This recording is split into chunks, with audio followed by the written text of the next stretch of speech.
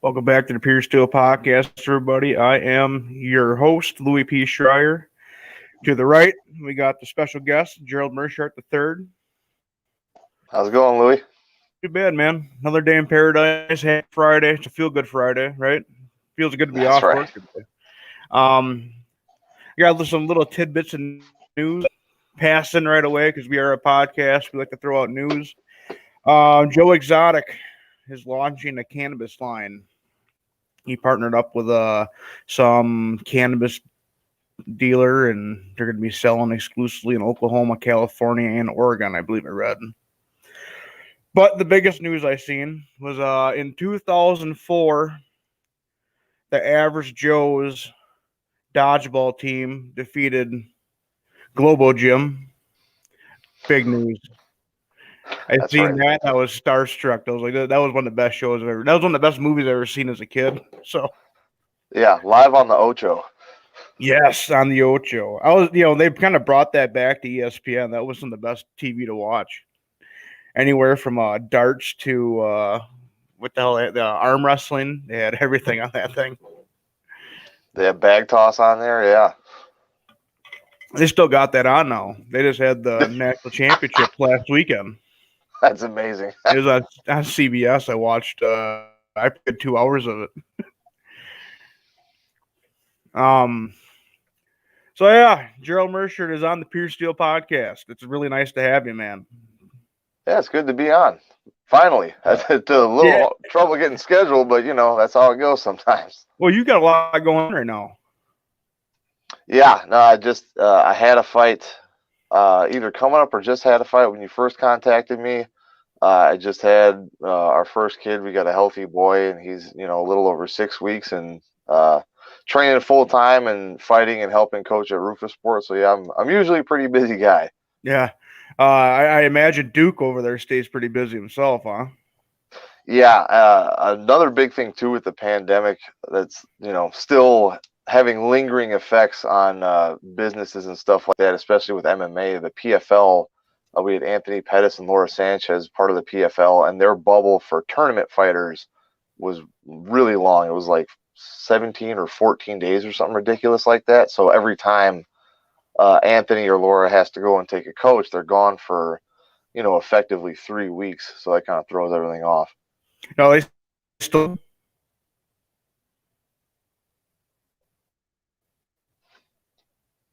Did you not hear I'm me? sorry, what was that? Are they still doing the bubble every time they get into camp, or not camp, but get into the event? Yeah, for the tournament fighters, yeah, their way of thinking is that the 17 days will allow, like, if there's a positive test, they can get over it and still be there and be in the tournament. Which I don't know, doesn't make entirely a lot of sense to me, but hey, I'm not running it, and so far they've been successful with it, so I can't hate on them too much. But right now, yeah, Anthony will be fighting June 25th. And I know Laura Sanchez is already in the bubble right now, and I feel like she fights either this coming week or the week after. I can't remember. But yeah, so for PFL anyway, they do that. For the UFC, it's been more back to normal for us. We're still kind of shut down in whatever area we're in as far as the hotel or the Apex, but it's more, it's only a little less than a week. I did see, and speaking of PFL, that Rory McDonald got upset last night. I was a little bit shocked because going into that, Rory McDonald's a big name, big draw. He kicked ass in UFC and he kicked ass in Bellator for a long time. And to see him go in and get up, it's the second loss on the PFL. So they got some real talent over there, man. That's a real good organization they built over there. Yeah, they got some good names. That fight specifically too is interesting because he fought Gleason Tebow, who is another guy that's a UFC vet and fought some really tough guys and had a pretty close fight with Khabib when they fought, if I'm remembering correctly. But a lot of what I saw, and I didn't get to see the fight personally, but it seemed like everyone thought that Rory won pretty convincingly, and the judges kind of just screwed him over. But it's a weird situation because he lost a fight that it sounds like he shouldn't have, but he's still in the tournament because he did well enough in the first part that it didn't affect his standings. So it's like he lost that fight, but he's still going to get the shot at $1 million. So it's not, the biggest deal, but it is kind of troubling. We keep seeing this trend more and more of judges that are either completely unqualified or underqualified, and they just make these, ridiculous scorecards, and it affects people's careers and it affects their pocketbooks, which is the biggest thing. Yeah. Do you like that kind of format of a tournament? You think that makes sense at a competitive standpoint? I don't dislike it. You know what I mean? They try to do it so it's over within a year, which, for time constraints and stuff, it makes more sense, right? Because, how many people are going to follow a tournament that lasts longer than a year? But it's not a bad thing, especially for a sport like MMA where, we always get compared to boxing, and boxing, they still have this thing where you got to be an undefeated prospect. But it becomes more and more clear for MMA especially that it doesn't matter if you have a couple losses on your record. Like there's the Charles Oliveira just won the UFC lightweight title, and he's got a record pretty similar to mine. He's like 30 and like close to double-digit losses or something like that. Doesn't sound like perfect, but he's a really tough, legitimate contender, and you can, the sport's still new enough, you can progress and learn and get better from your mistakes and still like mature as a fighter. Whereas in some of the other combat sports, if you get a record like that, chances are you're, more of a journeyman, so to speak. But the tournament's nice because, despite who's the crowd favorite or what the rankings are or whatever, you get a guaranteed spot no matter what. So that is one kind of appeal to it that I like, is that, it doesn't matter if you're the crowd favorite or if the company, wants to push you or not. If you win, you win. Yeah. Out of all the MMA tournaments, obviously this format, but you think the Pride format is still kind of the king? Obviously, we've seen so many great Pride fights that, that's... Yeah, Pride was a really good one. The only knock that people would have on that is they would have it, at least 2 fights would be in one night, which, for the fighter's safety probably isn't the best. But if Not anymore. if you ask a lot of fighters, we'd probably be okay with it. You know what I mean? I think the PFL used to do that too when they first started. I think their first 2 seasons, they had 2 fights in one night. But like I said, those were some of the best tournaments, still in my opinion, because they took all their stars and put them all in the mix and did it all at once. Kind of not dissimilar. Bellator is doing a similar thing with their light heavyweights, right?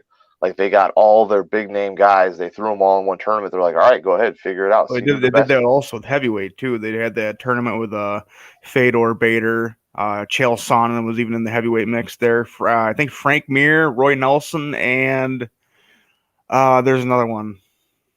Was it Tito? No, it wasn't Tito. It was it doesn't matter. There's another one in there. I can't remember it. I'll sit here all day and think about it and hit me at about 6 o'clock tonight. Was it Czech Congo?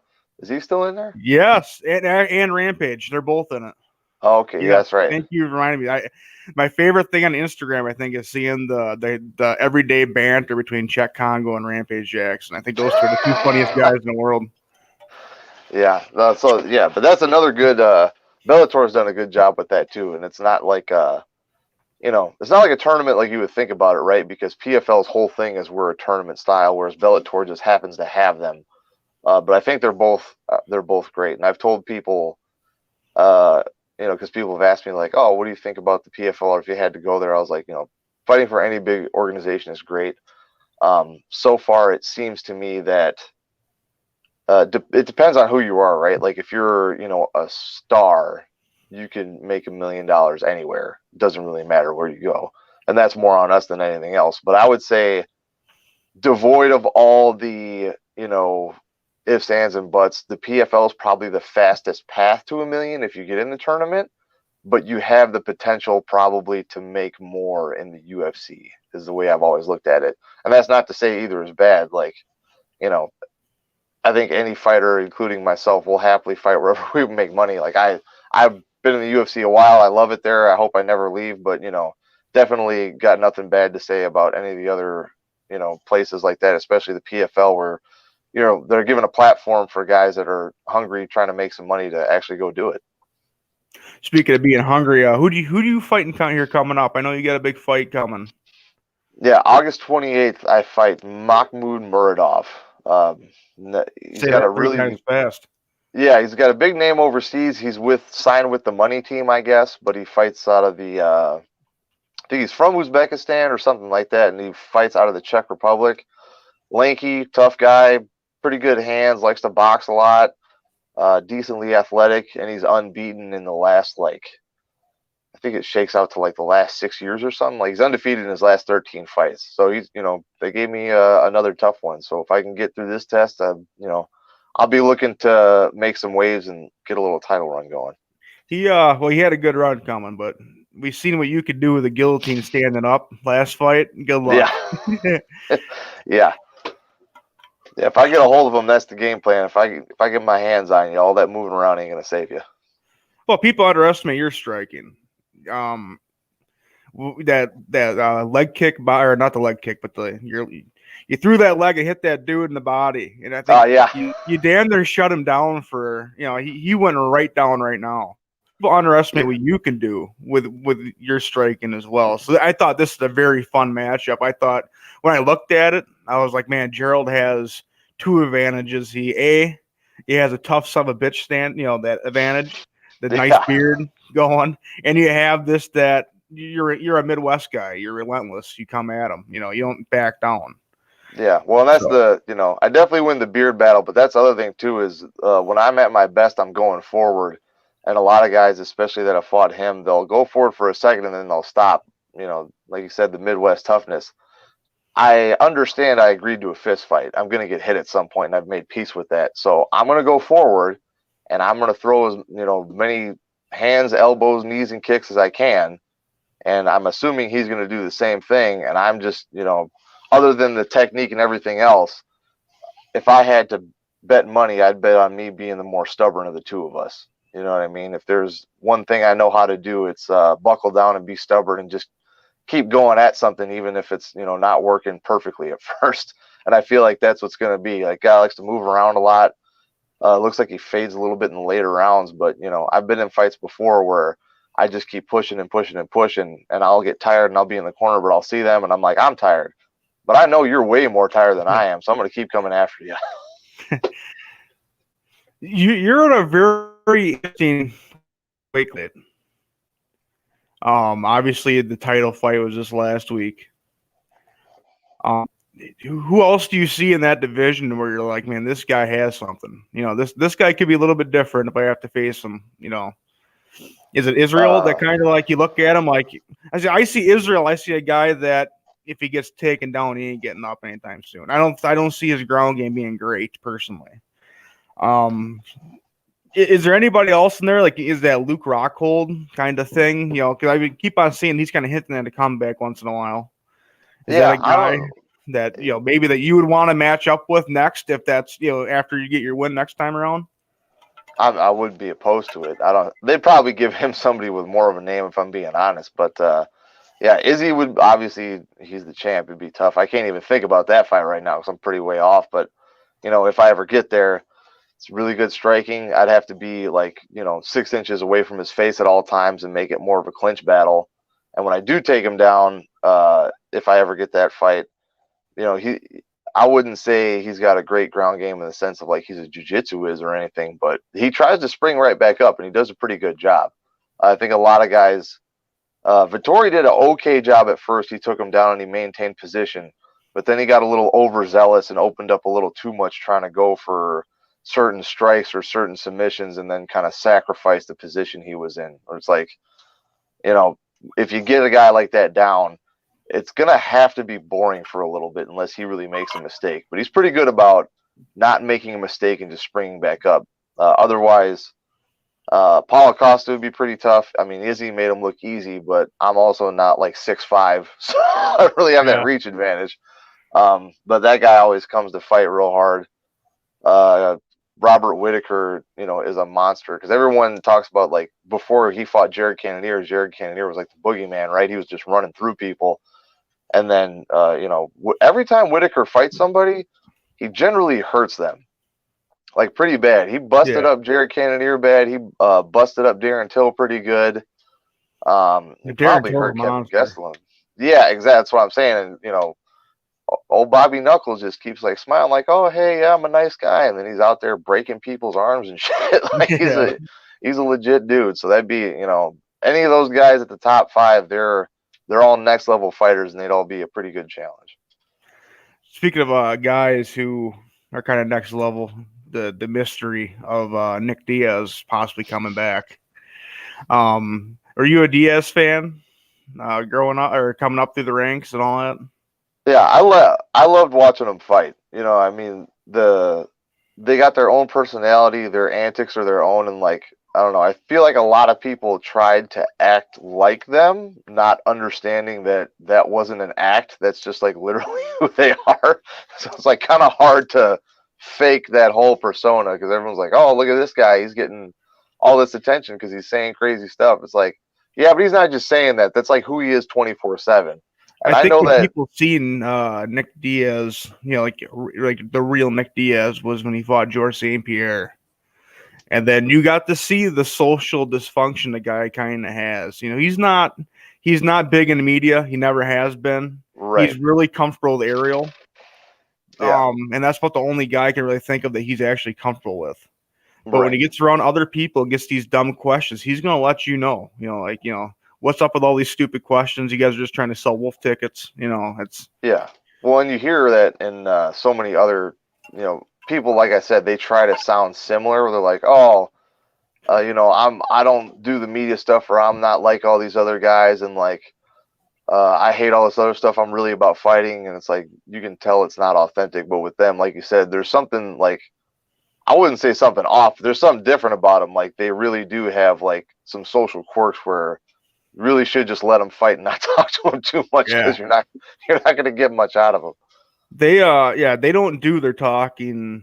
They obviously they're gonna talk their shit, but they're not gonna do what Conor McGregor does to people. You know what I mean? They Right. want you to know that they are top dog, but they're not gonna sit there and tell them about Red Panty Night. They're gonna go out there and bust you up. And they're Right. never out of shape. And that's one thing about everybody's like, oh, Nick Diaz is going to have all this ring rust. I'm like, not watched his social media. This guy does freaking 3 marathons a year still. You know what I mean? So Yeah. the chance of him having ring rust is, about zero. Yeah, it's just reality. And he's training with, Nate all the time still. He trains up with I can't remember his name, but he fights for Bellator. He's the Florida something kid. I can't remember his name. Oh, the Florida boy. I know who you're talking Florida about. boy, yeah. Yeah, he's always training with him. He's always with him. He's actually going through an injury right now. I think he tore his ACL. So I haven't seen a lot of him lately. But yeah, those guys are something special, man. They're actually Nick Diaz is probably my favorite fighter of all time. If I have to be honest with you, I mean, I love the Wisconsin guys. I love Ben Askren. I had him on my old pod years ago. I was a 21-year-old kid interviewing Ben Askren the whole time with, I was starstruck. Yeah, and at that time, still Nick Diaz was probably my favorite. Obviously, kind of faded away and came back as Anderson, and I thought he beat Anderson. But there's something about Nick Diaz, like a mystique about him, because nobody really knows a lot about him besides he likes to fight, he likes to smoke weed, and he doesn't like the media. Yeah. The probably one of my favorite fights ever was when Pride came to America, and he had that fight with Takanori Gomi, and he ended up finishing him in a go-go plata. That fight was nuts. And he was so stoned during that fight that his levels were like 10 times above normal. Yeah. Oh, yeah. I remember they tried to. I forget if they did reverse it or they tried to or something, but yeah, they were just going ham back and forth on the feet, cracking each other, and I think he got dropped. And then he ended up catching that go-go, and it's like I'd never seen a go-go plata in competition before. It was nuts. The Robbie Lawler fight, though. That was another sitting good there one. yelling at him the whole fight, and then Steve Mazzagatti had to stop talking to each other. Yeah, that's back when Robbie was even more wild than when he had hair, which is hard to believe. People forget that Robbie Lawler was even crazier at one point in time. People forget he had hair too. Yeah. But Robbie, I've always liked Robbie. He's pretty close to where I'm at. I'm in La Crosse, Wisconsin. He's just down the river a little bit. I've always looked up to what he's done in the sport. And he trained obviously one of the top 10 goats, easy. Oh yeah. I hope we get to see more of him. I don't think he's done by any means. I mean, I think he still has some left in the tank. Yeah, I hope he does. As long as he feels good, that guy deserves to sail off into the sunset whenever he feels like it. So whatever he feels like doing, if he does take a couple more fights, hopefully they give him some decent matchups and, you know, let him go out on top, unless he really wants to like try to get back at it. But, you know, that's, like I said, I feel like that guy kind of deserves, you know, if he wants to ease off into retirement or whatever he wants to do, he deserves it. Hey, Vitor Belfort's back. You see that news? Yeah, I don't know if that's back necessarily, but that's, and this is the other thing. If they're not going to test them, I don't know what weight class this is going to be at, because De La Hoya's never been that big. I seen Vitor's in a fight at 190 and Oscar De La Hoya's in a fight at like 183 or 180, something like that. Man, Oscar must have been eating, because for him to be like 183, that's hey, big if you for talk him. to Dana, he's not just eating. So well, yeah. Well, that's the other thing. That usually makes you skinny, doesn't it? It's yeah. hard to keep the weight on. Yeah, that was wild. I think that would be one. I honestly taking in the bets right now at that heavy of a weight and how fast Vitor actually is. People underestimate how fast Vitor is. When you watch him against Vanderlei Silva, the first fight with Vanderlei Silva, when he shot out of a cannon and knocked out a prime Vanderlei Silva, you've seen probably the fastest hands MMA at that time. Yeah. So, and I don't know if Oscar's maybe banking on these, like, I'm the way more technically superior boxer. I'll be able to move and use my jab and like keep him away and take angles, and like, yeah, maybe for a little bit. But if you get freaking TRT Tor in there all juiced up, that dude's going to try and like take your head off. Like, it'll be like hitting a cement block. His jaw's probably going to be 3 sizes bigger than it was when he started the camp. Like, it's not going to be good for you, man. Like, you're just too small. And Vitor's no stranger to the needle. No, he's going to come prepared in every way, shape, and form he's legally allowed to, and that's a scary thing. Yes, that's not. I don't condone that for anybody. That's very dangerous in your guys' line of work, especially. Yeah. And hey, I'm not saying that. But I'm not saying any of that stuff to like hate on him. Like, you know, he's a grown man. He's I guess you could say he's kind of a legend in the sport. You can do whatever you want. Say yes. I would say Vitor is definitely a legend. Yeah, but I'm just saying, like, if you were going to fight somebody like that who is known for having a distinct advantage, well, anyone would, right? But especially him, like, I would have something in place to like make sure that, you know, I'd even be checking like his vitamin C and stuff like that if it was me personally. But hey, it ain't me, so good luck, man. Have fun with it. You send Askren in the gym at Rupasport, and is he kind of doing his own thing with his kids now? He's kind of doing his own thing. He's, you know, he's got, I think 6 or 7 academies across the U.S. that he's, you know, they're more or less franchised out, but he's got his in Heartland. Max, his brother, has one up in Mequon in Thiensville. And they got one in Green Bay run by Coach Josh Wagner. He's a real good guy. There's one in Franklin, not too far from Milwaukee, run by Jordan Newman. Newman's a guy that's, you know, one of my main training partners now, and he's a 2-time, I believe, D3 champ for Whitewater. And I know I feel like they got 1 or 2 schools on the East Coast or something. I forget all the locations, but they got quite a few. One of our guys is going to be opening up one down south somewhere pretty soon, so that'll be real good for them. But yeah, Ben's, other than the last little fight he had, he's, you know, even then he's pretty much just focused on his wrestling academies and coaching. I watched a video on YouTube with you a couple days ago. Your no G wrestler, Gren. Is he just a different? What? The combat wrestling against Ben Askren. Oh yeah. Well, it was many years ago. What was it like grappling against Ben Askren? Something you don't recommend to normal everyday people? Yeah, no, it was interesting, especially because I hadn't trained with him at all yet, so I didn't know. You know what I mean? So I got in there. I tried to get a hold of his neck. For a split second, I had like a little chin strap, but other than him having really good defense anyway, I didn't realize how much the curly hair would help his head slip out. So I kind of screwed over those plans.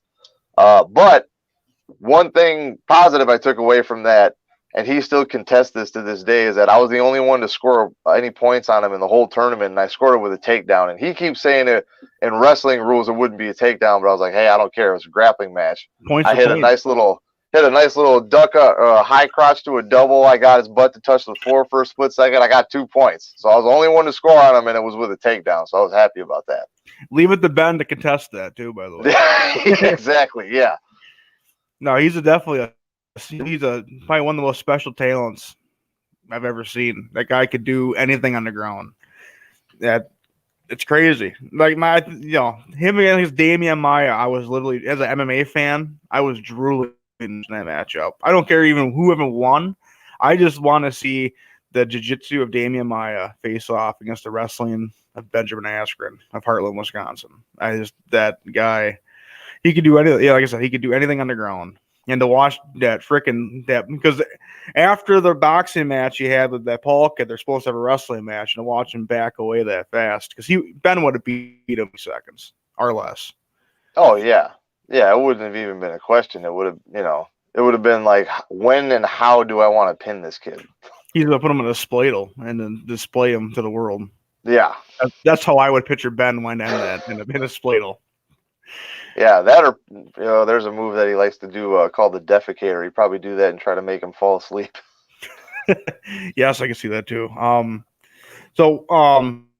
Obviously during your camp, do you have any superstitions during your camps or anything you do? Is your camp strict business? Yeah, I don't have too many superstitions or anything. I try to stick to a routine more or less. Like, the training is almost always at the same time. We always keep every day of the week is like a set thing. Like, Mondays and Wednesdays are sparring days. Tuesday, Thursdays are more ground-based grappling usually, and then Fridays are wrestling day, and Saturdays is an option to get another sparring day in. But as far as having to put on my left glove before my right glove or anything like that, not really. There are some weirdos out there that do that though. Oh yeah, no, there's some people that, everyone's got their own little ticks, and like some little stuff is fine. Like, I know guys will be like, oh, I can only wear these shorts, or like I can't wear any competition shorts while I'm training and this and that. And I'm like, at this point, I've had too many fights, and it doesn't matter to me. Like, I've had like almost 50 fights. None of that stuff is gonna make any difference in my mind. But if you think it will, hey, go right ahead. Yeah, people are odd, man. I'm definitely a superstitious person. When we get on call rotation, I won't take my boots off after 8 o'clock. I won't. There's some other stuff too. Like, I don't take a shower till after 9 o'clock, because I've been in that boat before. You get that plug sewer call at 8:30 after you hop in the shower. You're like, well, great, one of those things. See, that seems less superstitious and more practical, because I feel like that would be something I do. Like, if there's a possibility I got to go in a sewer in the next couple hours, like, why would I shower? That doesn't make any sense. Yeah, honestly, I'm a big believer in saving water during the on-call rotation. If I can just shower like once a week, I'd be happy with that. That means I can wait around for whatever happens. The joke, I do shower daily. Put it on record. But if I didn't have to. Yeah. I'm just that kind of guy. I did see the Bucks won last night. You watch? Yeah, I saw that. Did you watch the game? I didn't. I will completely admit that I am not like a super huge sports guy. I'll follow it as much as any average middle-aged guy. Like, I'll see the scores and stuff. Like, the Bucks are in the playoffs, so I was like halfway following that. I'll kind of keep up ish on the Brewers a little bit, especially I got a lot of friends that are into baseball. One buddy of mine, shout out to Brad Ford, living out his dream. He's working for the Brewers now, so that's really cool. So now I got another reason to watch. He's got a big hand in their social media account, so go help out my guy. Follow all the Brewers Instagram, Twitter, and all that stuff. I grew up diehard Brewer fan. My dad is a diehard. Like, you can't even think about a different team in that house. We're strictly Brewer fans. Yeah, the only weird thing I have is like big Brewers fan. Mom took me to a lot of Admirals games, or like technically Admirals fans, even though I don't watch hockey that much. But my dad grew up in Texas part of his life, so he's a Cowboys fan. So I Oh, got brainwashed when I was a kid, so now I'm a Cowboys fan. poor guy. Does it hurt? The 5 Super Bowl championships kind of eased the pain a little bit, even though they were kind of a long time ago. So But I'm okay. take away the 5 Super Bowls, 20 years. Does it hurt? Hey, when I was a child, it was prime time for America's team, man. It was the greatest time of my life in like the first grade. And since then, like I said, I don't follow it as much, so it doesn't sting quite as bad. You got a comment to the left. Oh gosh, yeah. So in my defense, okay, I did leave. I lived in Green Bay for like a year, 2 years, and I did get to meet. Well, at the time, Jermichael Finley was there. I was giving his wife boxing lessons, and I met Donald Driver because he's really good friends. His family is really good friends with another one of my buddy's families, Eric Chang. Super, super nice guy. So, like, I can't say I'll ever bring myself to. Well, I'll kind of root for the Packers sometimes, but the guys I've met on the Packers are all really good dudes. Even though it's only a couple of them. So I do have some sort of connection to the hometown team. And you do have a connection with Cordama too the last couple of years. That's kind of where we're going through. I don't know if you heard, but Aaron Rodgers is kind of not wanting to come back to Green Bay. I've seen stuff about that, yeah. Little stuff, yeah. Who knows, right? Yeah, just little tidbits you get in the media. They don't talk a lot about Aaron Rodgers anywhere in the news, but yeah, it's going on. People are talking about him not wanting to play for the Packers anymore. Yeah, well, and people in Wisconsin, we get pretty sensitive about our about our Green Bay Packers. So I either see people saying that he's completely absolved or that he's a bum and he needs to leave because he's being a prima donna. So I have no idea what's going on. I get to see the dumpster fire on the internet every day. Yeah, it's I am definitely a diehard Packer fan. This has been kind of a tough since the day of the draft. It's been kind of a tough. I remember I sat down in my car and I was screaming. I'm like, they better not fucking trade him.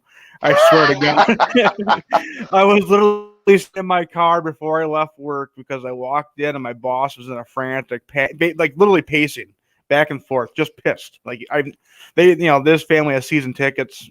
He's a huge Rodgers guy, literally pacing in the front office, just with a vein coming out of the forehead. He goes, "This better be false, or I swear to God, they trade him. I don't know what the hell I'm gonna do." Just going nuts. And yeah, I got that news from him. I literally walked in my car, I slammed the door, and I freaking screamed for like 2 minutes. I drove home, and I told the girlfriend about it, and she was just as pissed as I was. Of course. Just like a rec draft day. I love the NFL draft. Not even about who the Packers pick, but to see in that first day 32 dreams come true. I think that is just phenomenal. It's just a great story for every single one of those kids going through that process.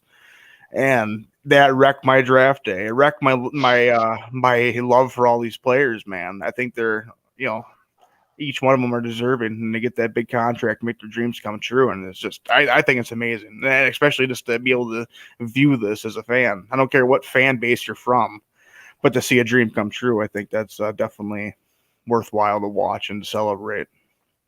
Hell yeah. No, and I completely agree. That's, even though I don't, like I said, self-admittedly follow sports that closely, that is one thing. If I see the draft on, you get to see clips from the combine, they give their backstory. Like you said, see somebody achieve their dream and know that they got guaranteed money to an extent and that they can kind of like focus on what they love and kind of take care of their family. It's a beautiful thing. Did you play football in school there, Gerald? I played like pee-wee football. Really. So I got a weird background for someone that's into fighting. My dad coached pee-wee football, and he played in high school and a little bit after. So he coached when I was a little kid, and then I went to middle school and high school, and my thing was music. Like I was going to be a music teacher. However, while I was doing this, I was also living on a horse farm. So even though I wasn't in sports, I was doing, a lot of that good old fashioned Midwest physical labor, Hay burners. baling. Yeah, and we had a horse farm, so it wasn't like I was ever on a tractor that much, but every summer we get 4 or 5 shipments of like 1,000 bales of hay, and we'd have to get it up in the hay loft. We'd have to stack it. We'd have to make sure it's in the right spot. You got to separate your first cutting from your second cutting, your alfalfa from your regular grass hay, and all that good stuff. So I'm no stranger to the physical labor, but I just wasn't doing organized sports at that time. Sounds busy. Horse farming. Yeah, I mean, you're carting around 500 some pound animals that don't always want to do what you tell them to, and especially when you're only like 13, 14 years old, you got to kind of convince them that you're a little more threatening than you really are. But they were good for the most part. It was a really good experience. And yeah, like I said, cleaning the stalls and all that stuff and repairing fences. But that was always the biggest thing, is in the summer we get, 4 or 5 wagons of hay, and, you rotate through the different positions, right? You either sit in the cart itself, throw it down to the conveyor belt. You could stack it on the conveyor belt coming up. You could take it off the conveyor belt at the top and stack it on a hand truck, and then someone's got a hand truck to take it to the guy in the back of the barn, and he's stacking it in the barn itself. And then when it got high enough, you had a second conveyor belt to stack it up way high in the actual barn. So it was, we'd be out there from, whenever the hay got there, 6, 7 a.m. until we were done. Sometimes that was 3, sometimes it was 1. It just depends on how much we got. And it was hot. There is no air circulation in those old barns. They are not built for comfort. They are built for purpose. What's harder, going 5 rounds in a fight or throwing hay around in middle of August? Man, That's the real question. That's the real question. I fought a 5-round fight before, and I went to the last minute of the last round. And honestly, because I always joke like, yeah, I'll never do that again. But if I had the choice between baling hay in the middle of August and that, I'd probably take the fight the second time, to be honest with you. It's miserable. Yeah, I grew up Westby, Wisconsin, which is just outside of La Crosse, little rural town. We got the Westby Co-op Creamery in town here, big farming area. And yeah, that was summer. That was you go to the local dairy farmer, help throw them bales. You make what the heck do we get paid? 15 cents a bale. Yeah. Well, so our house was connected to the barn. My mom was the manager, so we just got housing. So I got paid a sandwich. Hey, it was helping the family. Exactly. Eat. Oh man. Where did you grow up then in Wisconsin? So we moved around a little bit at first. I was mainly in Racine, all over the place in Racine. And then from like the summer of 5th grade going into 6th on, that's when we lived out in, I think our mailing address was technically Sturtevant, but like right outside a little place called Franksville. So pretty much, I think we were still in Racine County, but like right up to the I, you know what I mean? So we're just the beginning of like farm country and all that. And we were living on, it was kind of an interesting situation. The owners of everything lived on a house up on the hill, right? And then our house, it was still a really nice house, but our house was literally connected to the barn. Dad was a electrician at the trade at the time. And my mom, like I said, she was the manager for the barn. So we all kind of helped, just run the farm. That was how we, got the house. Like my parents had a house before, but my mom always wanted to do this. We're like, oh, okay, you got your chance to like live your dream for a little bit, working with horses. And so we did that for, they were there for probably 10 or, I want to say 10-ish years or something like that, until they moved out and got their own place. But that's what life was. We was boarding place with clean stalls, feed the horses, take them out in the arena when it was cold, make sure all the fences were put together, make sure we had enough grain and everything else, had enough, some of them had sawdust, some of them took straw bales, make sure we had all the hay we needed, just normal farm stuff. And then I'd go to school in the inner city, which was a nice little change of pace. And it was like more for the arts, but we were like smack dab in the middle of downtown Racine, like we were a couple blocks away from a Martin Luther King Center, and there's never been a Martin Luther King Center that wasn't in the middle of the hood. So that gives you an idea of where I was going. Yes. So when did you make that transition to being I want to be a music, or a music teacher, or be something with music? I want to go make music with my hands in the ring. So right after high school, I got like a really small scholarship to go for music education at Parkside. I went there for a year, and during my time there, I had found an MMA gym because I was like, I'd seen this, I'd watched Pride, I thought it was awesome. I was like, I want to try this. I'm young, I can do this now. Let's go see what this is all about. And I went to the gym, and I loved it. So I, kind of made that decision right then and there in those first couple weeks. I know I can try this now and my body can take it, but if I don't try it now, it's going to be a lot harder when I'm older. But I can always come back to school when I'm older. So let me try this now and see how it goes, and then if I have to do something else, I can do something else. So that was pretty much it for me. I first couple weeks of training, then I took a fight after a month, and I got the snot kicked out of me, but I loved it. You still love music? Yeah, no, I still. So my main instrument was alto sax.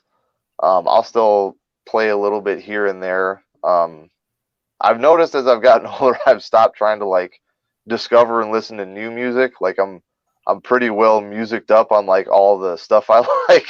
Yeah. Because there's just so much stuff out there. I'm like, there's still great music coming out, right, and great artists, but I'm like, I got a kid now. I don't really care anymore.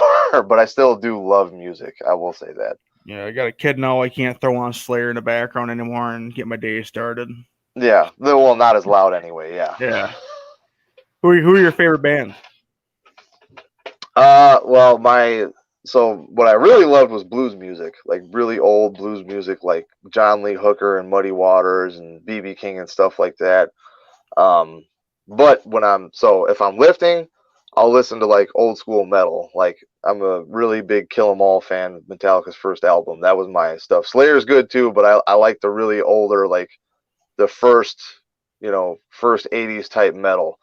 And then if I'm training, like doing MMA or something, I'll listen to a lot of 90s rap and hip hop, just a little more rhythm, not quite as stiff. So that's what I get down to. Yeah, exactly. Yeah, goddamn right.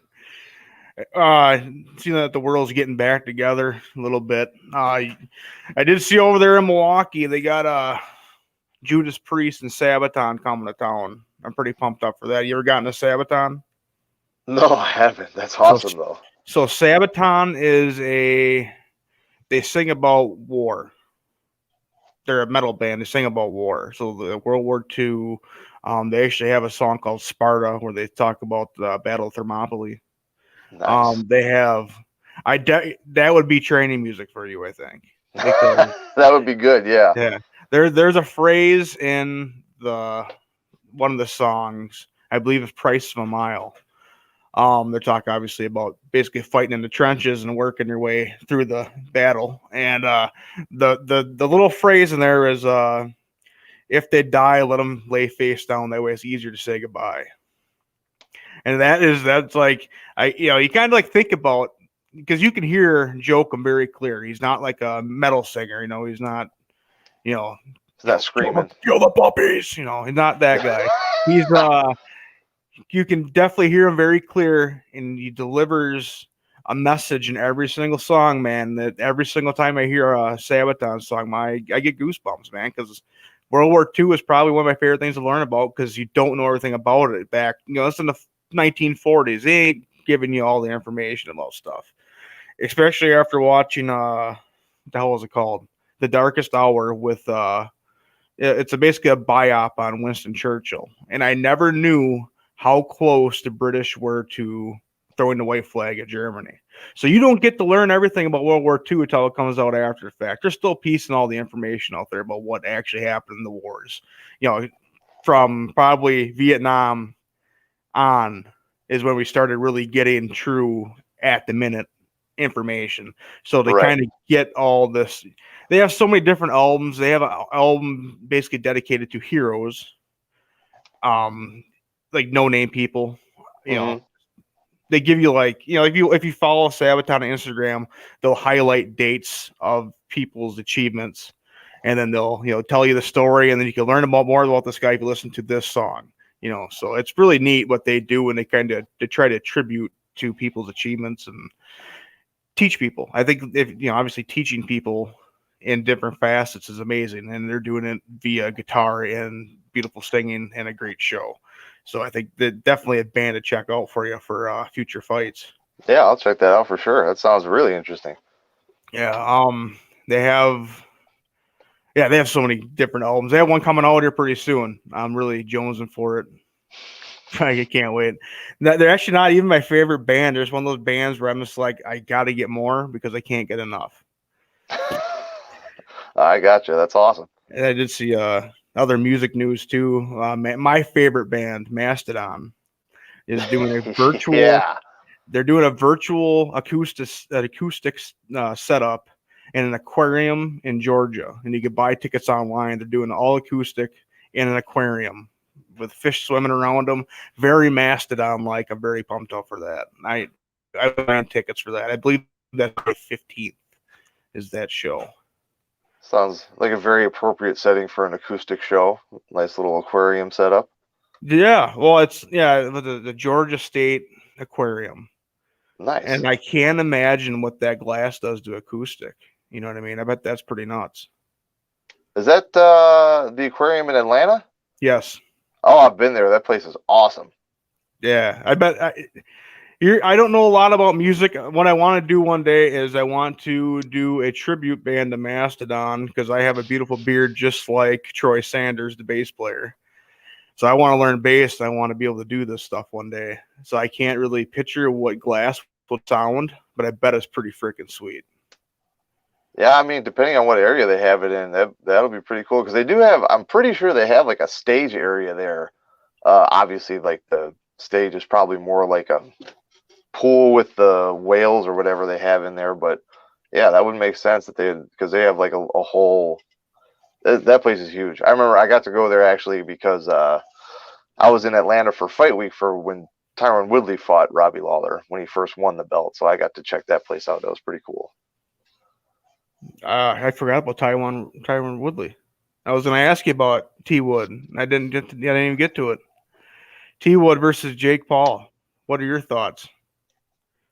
No, I'm gonna back my guys no matter what. Like, you know, even people ask me because like, oh, you think Ben's gonna win, and then Ben lost, and they're like, oh, you really think Tyron's gonna win? It's like, yes, I think Tyron's gonna win. Have you ever like Tyron can knock people out by sneezing on them? Like, I'm not saying not anything can happen, but you know, I'm gonna be completely honest. I'm really biased as my teammate. Of course, I'm gonna say like and not even just because I'm biased, but like logically, I think he's gonna win too because like he's got hands, and you know, unless he just I don't know, decides to not try at all, I don't see how Jake Paul is going to do anything. Like, you know, Tyron doesn't have a glass jaw.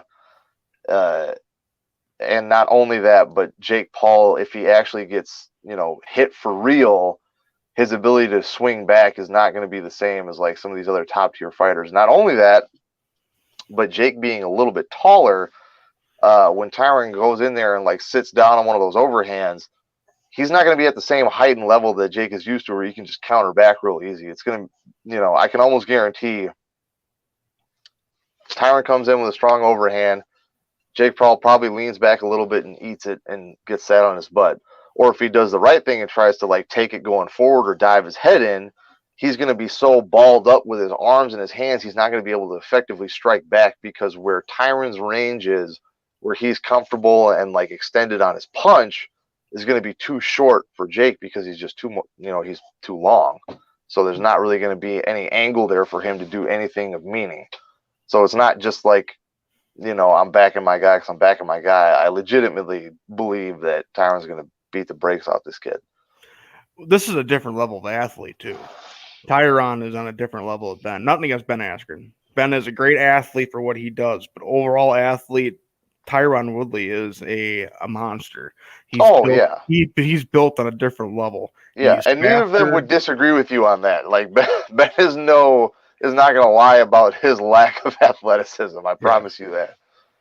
Yeah, but Ben is great at what he does, and he is an amazing wrestler. He's a great martial artist and tactician.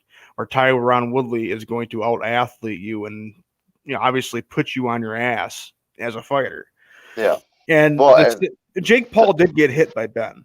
You can't that first uppercut that Ben hit on him. It stunned him. He was not ready to get hit like that. He got hit by a real fighter, but not at the level that Tyron Woodley is. Tyron Woodley has made a name for bull rushing and knocking people down right now. Well, and Ben's got we call that his caveman uppercut. Like it's a really hard punch. It's deceptively hard. Like I've been hit with it before, and I'm like, that's not supposed to hurt that much. What the hell? But like I said, Tyron's a really good tactician. He's really good with his hands and his knowledge. But if we're talking about punching power in a sport, boxing, that is only punching, like you said, Tyron is an athlete. Like, and it's not like he doesn't work hard on top of it. Like looks like he's been really disciplined, especially for this one, with his training. He's working with a good Cuban coach. He's up on his strength and conditioning and everything. But like you said, and he said it too in many interviews, he's just got natural power.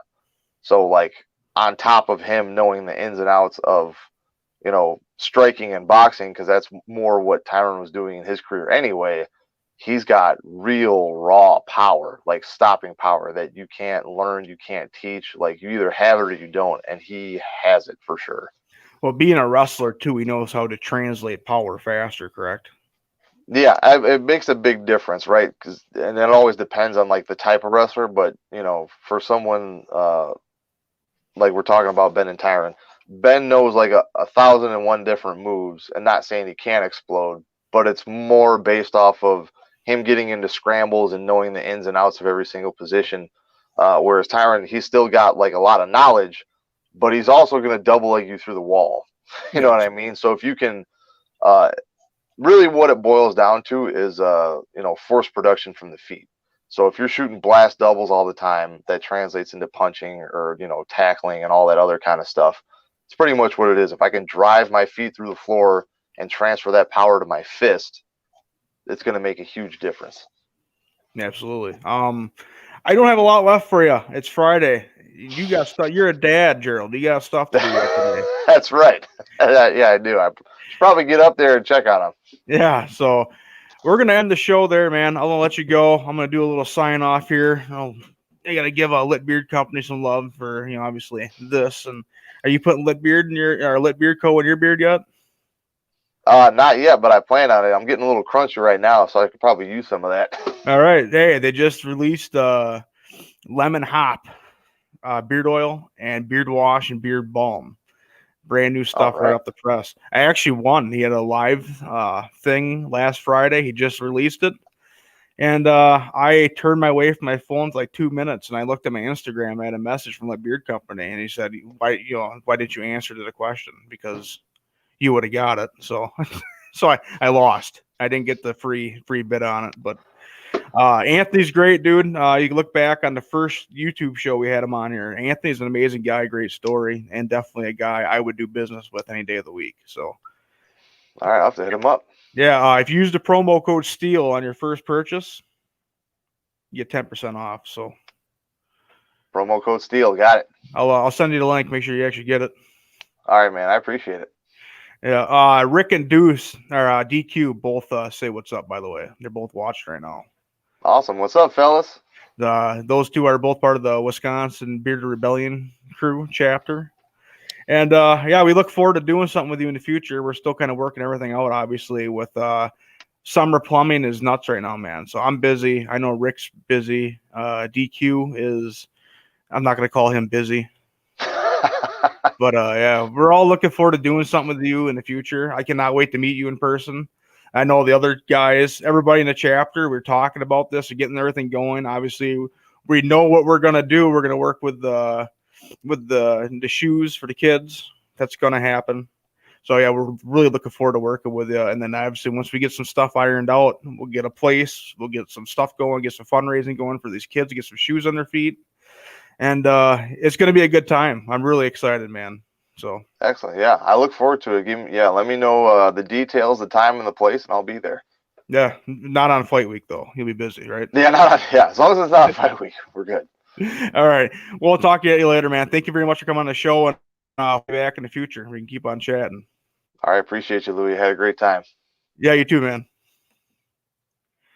That was Gerald Meerschaert the third, out of Milwaukee, Roof Sport, UFC Middleweight. Hey, good show. I don't know what else I could tell you. You can see the shelf behind me. Absolute mess. It is what it is, right? Yeah, I'm jonesed up. It's a feel good Friday. Shit, yeah. It's been a morning. I actually got up early after playing with I actually played Call of Duty last night with Rick until about 1:00. So yeah, I got up early, got myself some breakfast from Borgen's restaurant here in Westby. If you guys are in Wisconsin and you guys need something to eat, I highly recommend stopping at Borgen's, getting breakfast. I got a ham and cheese omelet this morning with the hash browns. Hey, you guys got to eat, and why not eat good, right? So yeah, great show. Obviously, this show is brought to you by Lid Beard Company. Lid Beard Company is a Wisconsin company that makes amazing beard oils. I don't know what else I can say about them. I kind of did my promo hit with Gerald there. Got him sold. I sent him over a link, and we're going to get him hooked up, hopefully with some lemon hop that's brand new. Yeah, and by the way, if you have a beard, you are from Wisconsin, why don't you hit us up over at the Beard Rebellion Beard Club Wisconsin chapter? We need new recruits that are reliable and awesome. And shit, you play your cards right, you can come up over there to the Milwaukee area or wherever we set it up to do some shoe driving with Gerald Meerschaert, who is gonna come help us out. You guys seen that beard, right? Amazing beard. So shit, yeah, we got a lot going on. We're doing some stuff at Rec 22. I believe we have a patch for that, and obviously when I get a link or whatever, I will share it, and we'll get that out. We'll do some fundraising for those guys. Yeah, DQ's been working really hard on that, and Ricky working hard on that. Everybody's kind of we're pushing. We're getting stuff going. It's been obviously, like I said, summer in the trades is kind of crazy. That is what it is. But definitely trying to turn some gears. I got asked to be my brother Wyatt's best man too. So obviously that's more planning I got to add on top of everything. But hey, challenge accepted. And I'll do anything for family. And BRBC is family, and obviously my brother Wyatt is also part of the BRBC. So shit, you gotta start cracking somewhere.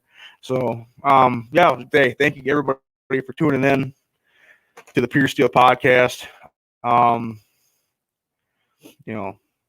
Say it every week. This show is Pure Steel and goddamn sex appeal. And I tossed on the black Vipers today to show off the extra sex appeal part of it. So, hey, like I said, thank you very much for tuning in.